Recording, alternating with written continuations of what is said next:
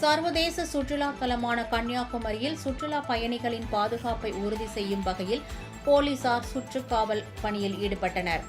ஜம்மு மற்றும் காஷ்மீரின் பகல்காம் பகுதியில் நேற்று முன்தினம் பயங்கரவாதிகள் சுற்றுலா பயணிகள் மீது நடத்திய திடீர் தாக்குதலில் 26 பேர் உயிரிழந்தனர்.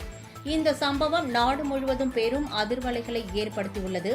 இந்த தாக்குதல் சம்பவத்தை தொடர்ந்து நாடு முழுவதும் பாதுகாப்பு நடவடிக்கைகள் தீவிரப்படுத்தப்பட்டுள்ளது.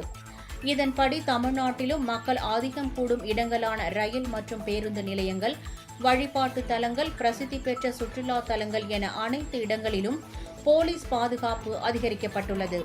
இந்த நிலையில் சர்வதேச சுற்றுலா தலமான கன்னியாகுமரியில் போலீசார் கடற்கரை சாலை மற்றும் படகுத்துறை பகுதியில் சோதனை மேற்கொண்டனர்.